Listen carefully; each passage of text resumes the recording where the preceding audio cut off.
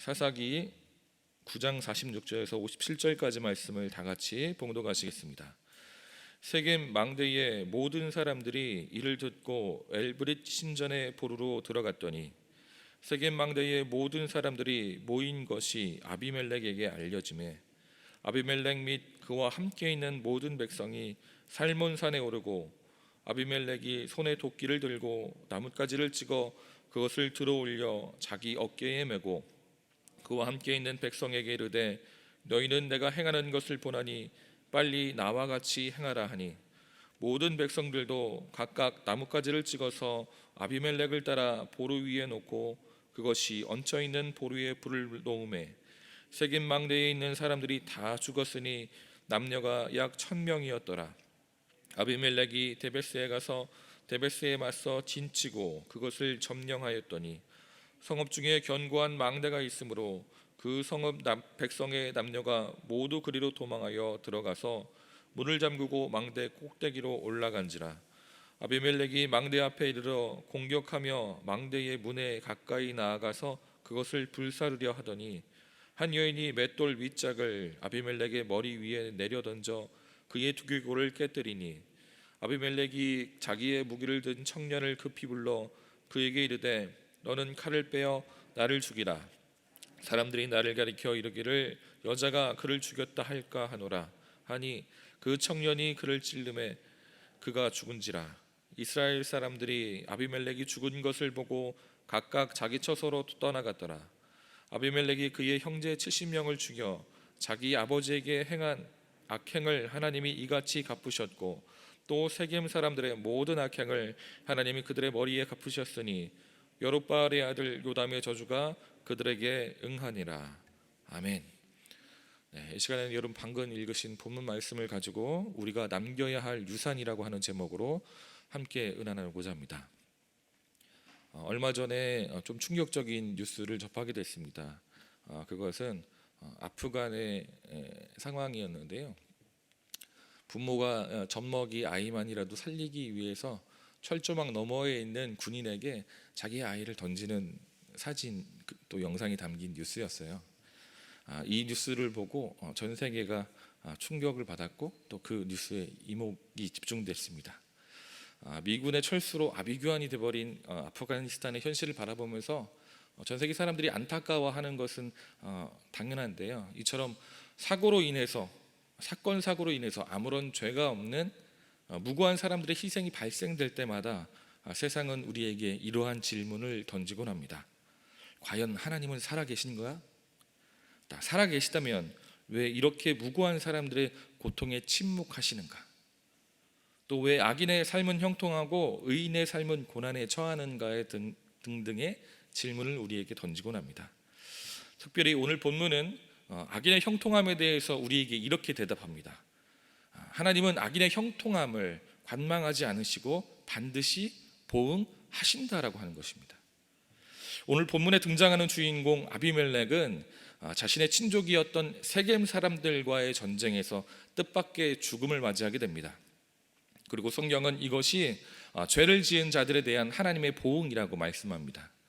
우리가 읽었던 본문 말씀의 56절, 57절을 보면 이렇게 나옵니다. 아비멜렉이 그의 형제 70명을 죽여 자기 아버지에게 행한 악행을 하나님이 이같이 갚으셨고 또 세겜 사람들의 모든 악행을 하나님이 그들의 머리에 갚으셨으니 여룹바알의 아들 요담의 저주가 그들에게 응하니라. 아멘. 하나님은요, 악한 자들이 행했던 그 죄들에 대해서 묵과하지 않으시고 반드시 갚으신다라고 성경은 얘기합니다. 그렇다면 이 비극적인 결말의 원인은 무엇일까요, 여러분? 이 원인을 알기 위해서는 두 인물에 대해서 알아봐야 되는데 첫 번째 인물이 바로 우리가 오늘 본문 말씀의 주인공 아비멜렉입니다. 아비멜렉은 어떤 사람이냐면요, 아버지로부터 욕심의 씨앗을 물려받은 자입니다. 한 사람이 한 사내 아이가 태어났습니다. 그의 아버지는요 유력한 권세가였고요, 그의 어머니는 아버지에게 사랑을 받는 어머니였어요. 그럼 이 금술이 좋은 부부 사이에서 태어난 아이는 모든 사람들에게 사랑받는 자녀로 성장을 해야 하잖아요. 그런데 안타깝게도 그의 어머니는 정실 부인이 아니었습니다.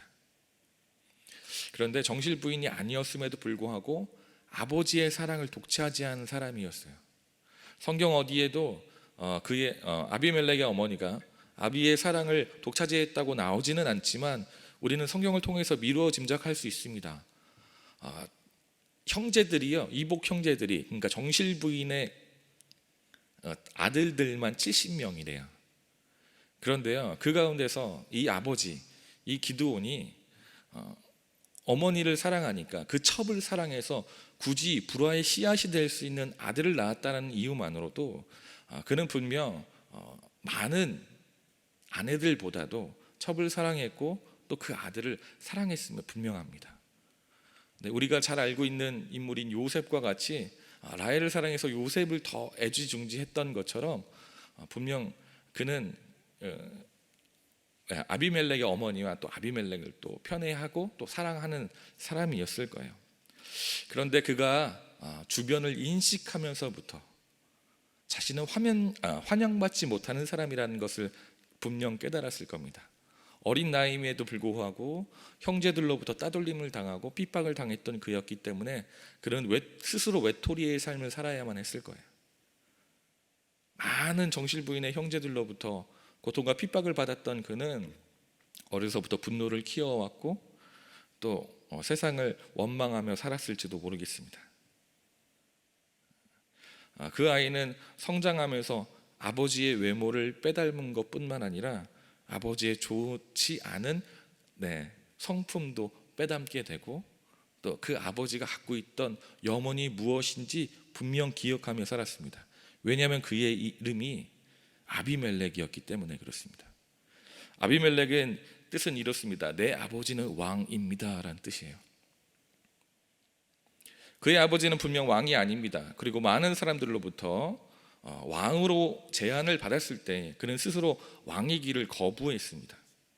그런데요, 재미있는 것은 그가 왕이기를 거부했음에도 불구하고 왕과 버금가는 혹은 왕보다 더한 호사와 영광을 누렸다라고 하는 것이에요.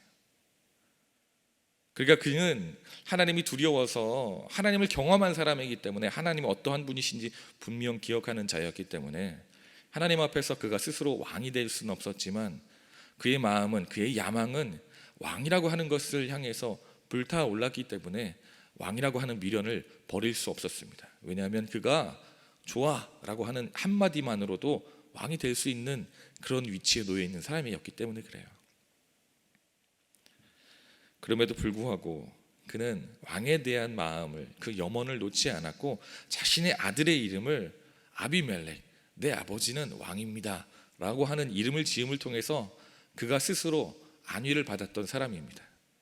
그러니까 이 마음 가운데에 형제들에 대한 원망과 분노가 가득 차 있는 이 아들은 태어남과 동시에 그 이름을 짊어지고 아버지가 왕에 대해 품었던 그 염원을 가지고 이 아이가 성장했던 거예요. 그리고 시간이 흘러 아버지가 돌아가신 이후 그는 그동안 자신이 품었던, 그동안 오랫동안 자신이 세워왔던 그 계획을 실행합니다. 어머니의 친족들을 찾아가서요, 그들을 설득합니다. 기드온 왕이 죽었으니, 비공식적인 왕이 죽었으니 그를 이어갈 만한 사람들이 필요할 텐데 여러분과 피 한 방울 섞이지 않은 저 70명의 인원들에게 치리를 받겠습니까? 아니면 저와 함께 하시겠습니까? 그들에게 제안을 하죠. 세겜 사람들이 아무리 봐도 자신과 피가 섞인, 자신과 같은 혈족인 사람을 왕으로 세우는 것이 그들에게 도움이 될 것이라고 판단했던 그들은요, 바알 브릿이라고 하는 신전에서 사용되는 돈을 그에게 후원해 줌을 통해서 그를 결국에 왕으로 만들어냅니다.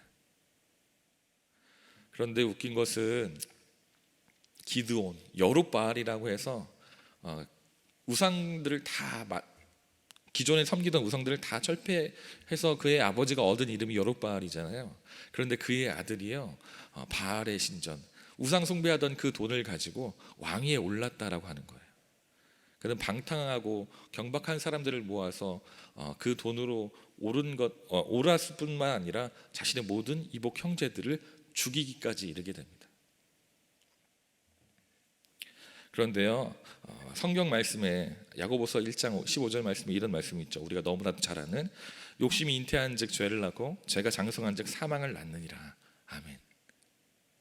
네, 그의 그러한 욕심은요, 왕이 되는 것에서 멈추지 않았습니다. 자신을 배신했던 세겜 사람들을 모두 죽이고 난 후 그는 영토 확장을 위해서 데베스라고 하는 성을 향해 달려갑니다. 그리고 그 성읍에 있는 사람들조차 죽이면서 그 성읍을 차지하려고 해요. 그런데 뜻밖의 그곳에서 비극적인 결말을 맞이하게 되는 것이죠. 결국에 그는 수단과 방법을 가리지 않고 세상에서 성공한 사람이었지만 그의 욕심을 더욱더 키우기 위해 그 욕심을 더욱더 키우는 노력을 통해서 나아갔던 데베스의 전쟁에서 그는 뜻밖의 죽음을 맞이하게 됐다라고 하는 거예요. 어찌 보면 그의 인생은요, 왕으로서의 3년이라고 하는 시간을 제외하면 평생 형제들에 대한 원망과 분노 가운데 살았을 겁니다. 단 한시도 행복하지 않았을 거예요.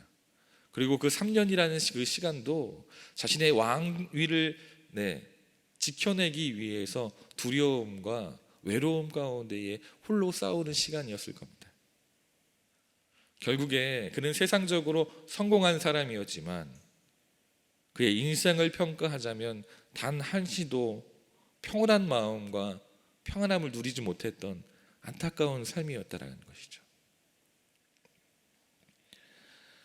우리는 하나님을 떠나서 욕망을 쫓아서 세상의 수단과 방법을 가리지 않고 성공한다 할지라도 그 삶이 평온하지 않고 아름답지 않을 수 있다는 것을 여러분 기억하셔야 됩니다. 그리고 두 번째 인물은요, 첫 번째 인물은 그렇게 아비멜렉, 아버지의 욕심의 유산을 물려받은 자이고, 두 번째는 아버지의 신앙을 물려받은 자입니다.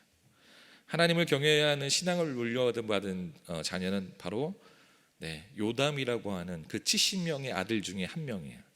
아주 막내 아들인데요, 이 아들은요 지금 어떤 처지에 놓여 있냐면 형제들은요 전부 다 죽임을 당했어요. 그리고 자신은요 살기 위해서는 도망을 가야 되는 입장이에요. 이 얼마나 비참한 순간입니까? 아버지가 돌아가신 그 슬픔이 채 잊혀지기도 전에 형제들이 모두 이복 형제인 아비멜렉에게 죽임을 당했는데요, 그 상황에서 그는요 얼른 몸을 피신해야 되잖아요. 그런데 그가 그리심산에 올라가서 앞으로 그들의 삶 가운데 어떤 일이 일어날지 하나님의 대신해서 그들 가운데 예언을 했다라고 하는 거예요. 그냥 원망스러우니까 자신의 형제들을 죽여버린 그 이복 형제에 대한 분노와 그를 말려주지 못했던 이스라엘 사람들에 대한 분노만 가지고 거기에 올라간 것이 아니고요, 그가 철저하게 하나님에 대한 신앙과 확신과 신뢰함을 가지고 올라가서 그러한 예언을 했다라고 하는 것이 중요한 것입니다. 그는요 앞선 7절에서 15절까지 9장 7절에서 15절까지 말씀을 가지고 나무의 비유를 통해 그들에게 어떠한 일들이 일어날 것인지 예언을 하게 됩니다. 첫 번째로 감람나무를, 그리고 두 번째로 무화과나무, 그 다음에 포도나무의 비유를 들면서 그들은 각자 맡겨진 소임을 감당하기 위해 왕에 오르기를 거부하게 됩니다.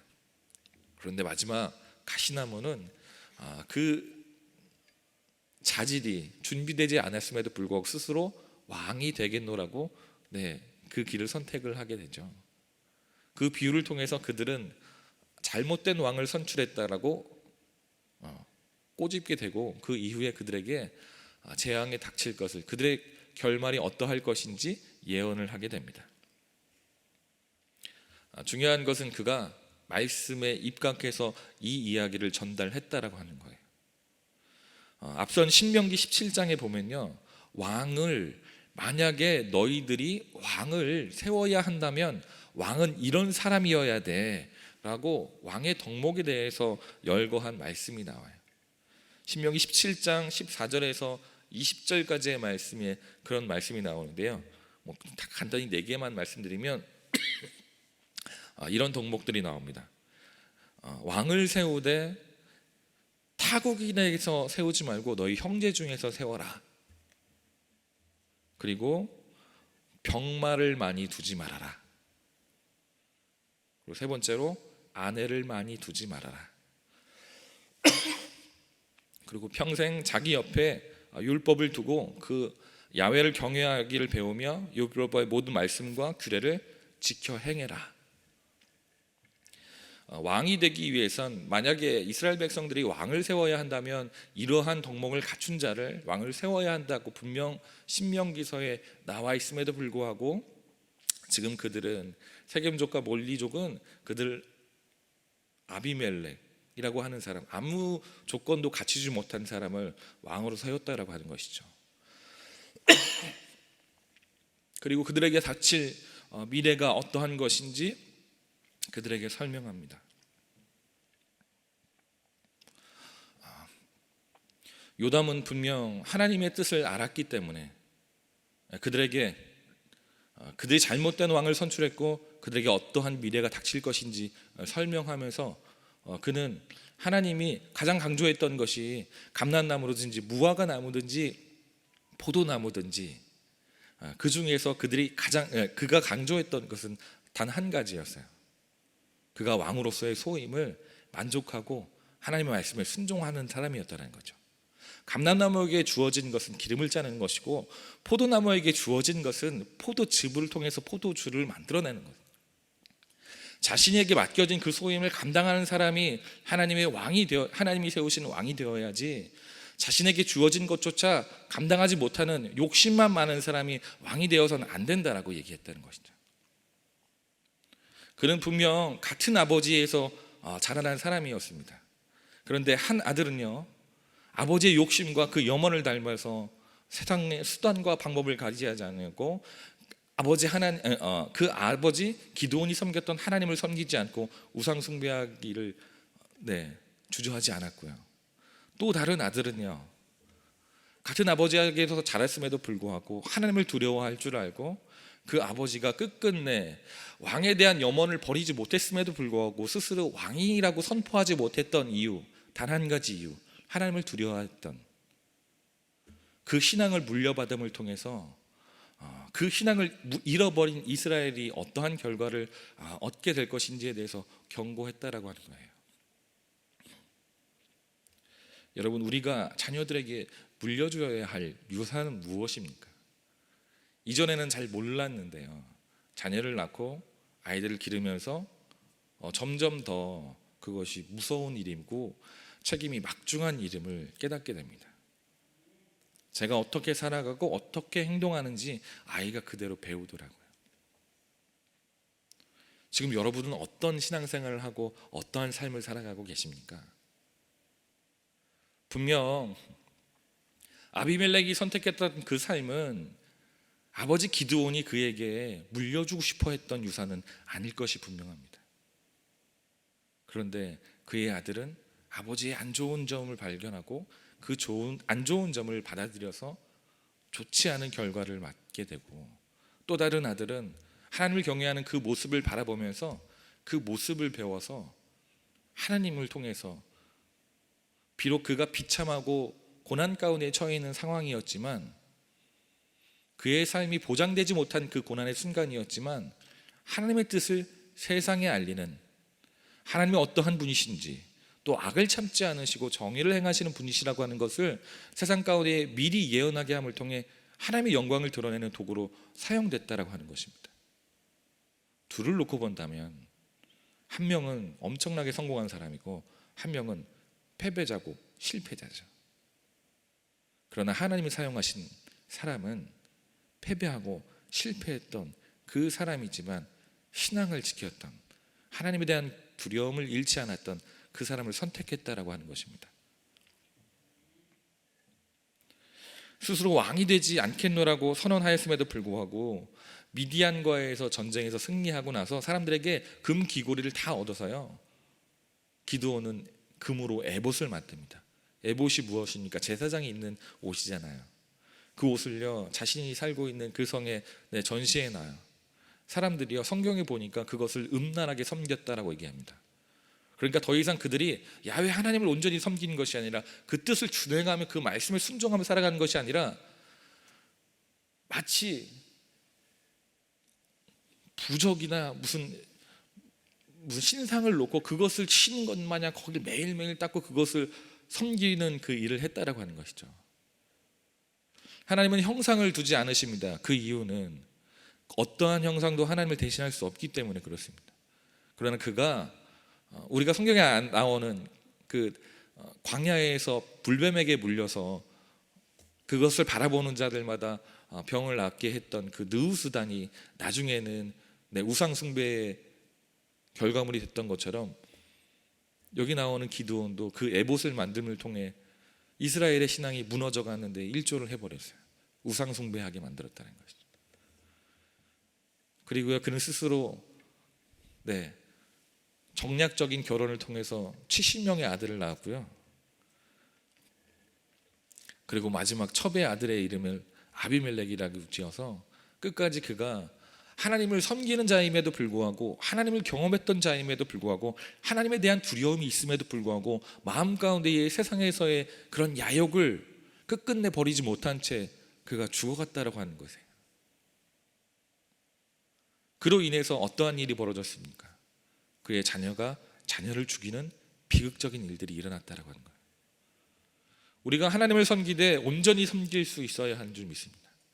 세상과 아버지 하나님을 경험하여 섬기는 것이 아니라 하나님이 원하시는 뜻을 준행하며 우리의 삶을 하나님께 드리는 그러한 신앙생활을 해야 될 줄 믿습니다. 우리 입술로서는 우리의 삶으로는 하나님을 예배하고 찬양하고 하나님의 자녀로 살아간다고 고백하면서 여전히 세상을 향한 우리의 마음이 사그러들지 않으며 죄책감을 들지 아니하는 그런 삶을 살아가는 것이 아니라 세상에서의 선곡이 하나님의 영광을 위한 것임을 늘 기억하면서 하나님의 뜻을 이뤄내기 위해 부단히 자신의 마음을 치고 또 내려치는 사람이 되어야 될 줄 믿습니다. 여러분들에게 마지막으로 한 가족에 대해서, 한 가문에 대해서 설명해드리고 말씀을 마치고자 합니다. 얼마 전에 유명한 그 MC죠, 유재석 씨가 진행하는 프로그램이 있어요. 유퀴즈라고 하는 프로그램이 있어요. 몇 개월 전에 한 외국인이 등장합니다. 그런데 그 사람이 한국인이래요. 그래서 신기해서 이렇게 한번 찾아봤어요. 알고 봤더니 이 사람이요, 유진벨 선교사 가문의 사람이더라고요. 재미있는 것은 1대가 유진벨 선교사고요, 2대가 우리나라에서 독립운동을 해줬던 윌리엄 린튼이라고 하는 선교사입니다. 윌리엄 린튼이라고 하는 사람은 우리나라에서 선교를 하다가 일본에게 추방당해서 미국으로 돌아가요. 미국에 돌아가서 거기에서 선교 보고를 해서 한국에서 어떻게 독립운동이 이루어지고 있는지에 대해서 그들에게 알려줍니다. 한국의 독립운동을 전 세계에 알리는 계기가 된 거예요.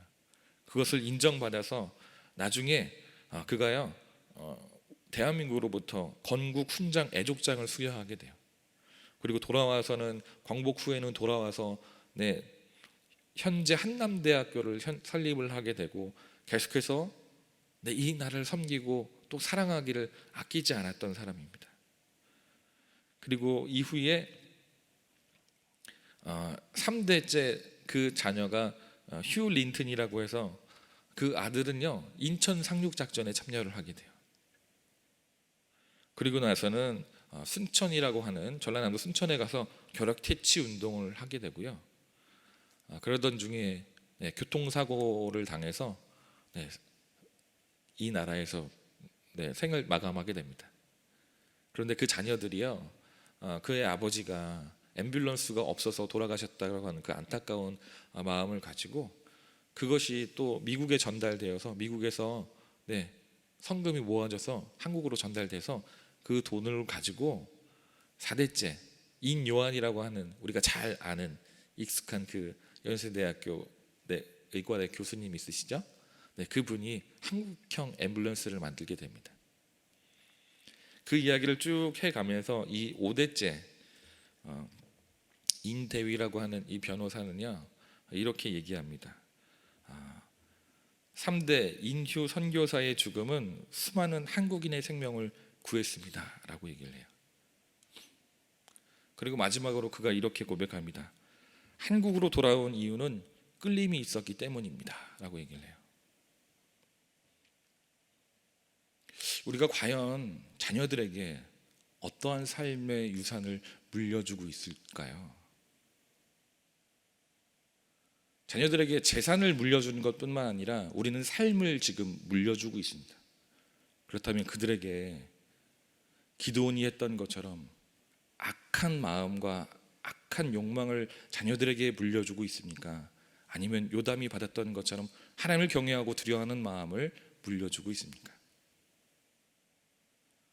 한국을 품었던 한 명의 선교사를 통해서 그 자녀들이 대를 이어서 자신의 삶을, 자신의 전생애를 이 나라에 바치고 이 나라를 위해 사용하는 것은 분명 그의 아버지에게 배운 신앙의 유산이 있었기 때문인 줄 믿습니다. 세상에서 성공을 위해서 달려가지 않고 미개한 나라의 불쌍한 사람들을 섬기기 위해서 살아왔던 그 삶을 자녀들에게 물려주니까요, 그 자녀들이 계속해서 그 나라를 섬기는데요, 하나님께서 그 자녀들을 축복하셔서 그들이 우리가 원하는 세상에서의 축복받은 그런 직업군들을 다 꿰차고 있잖아요. 4대째 인요한 선생님은 의사고요, 5대째 또 귀한 그 인대위라고 하는 분은 변호사예요. 그토록 우리의 자녀들이 얻고자 하는 그런 직업군들을 그들은 가지고 있다라고 하는 것이죠. 하나님은 분명 자신을 위해서 헌신하고 수고하는 자들의 그 모든 수고를 기억하시는 분이십니다. 하나님은 분명 우리가 저지른 모든 죄악에 보응하시는 분이십니다. 그럼 여러분, 우리는 우리의 자녀들에게 어떠한 삶의 신앙의 유산을 물려주어야 하겠습니까? 여러분, 우리의 신앙에서 이중적인 모습은 없는지 돌아보시고 우리의 자녀들에게 나약해도 좋아요, 연약해도 좋아요, 신앙 안에서 바로 서기 위해서 발버둥 치는 모습을 통해 신앙이라는 것이 어떠한 것인지, 참된 신앙이 어떠한 것인지, 하나님을 경외하는 것이 어떠한 것인지 자녀들에게 물려줌을 통해 그들이 요담과 같이 하나님에게 귀하게 쓰임받는 자녀로 성장하는, 축복받는 가문이 되시는 여러분과 제가 되길 주님으로 축원합니다. 기도하겠습니다. 사랑해 주님, 감사합니다. 하나님, 오늘의 말씀을 통해서 우리가 어떠한 우리의 삶의 유산을 자녀들에 남겨야 하는지 고민하게 하여 주시옵소서. 하나님, 우리의 삶 가운데에, 우리의 신앙 가운데에 이중적인 것은 없었는지 하나님 돌아보게 하여 주시고, 하나님, 우리의 자녀들에게 하나님을 경외하는 믿음을 물려줄 수 있는 우리가 되게 하여 주시옵소서. 하나님, 우리가 완벽한 부모가 아니기에 저들에게 완벽한 것을 물려줄 수 없다면, 하나님, 우리가 단 한 가지 하나님을 경외하고 두려워하는 그 두렵고 떨린 그 신앙을 자녀들에게 물려줄 수 있는 우리가 되게 하여 주시옵소서.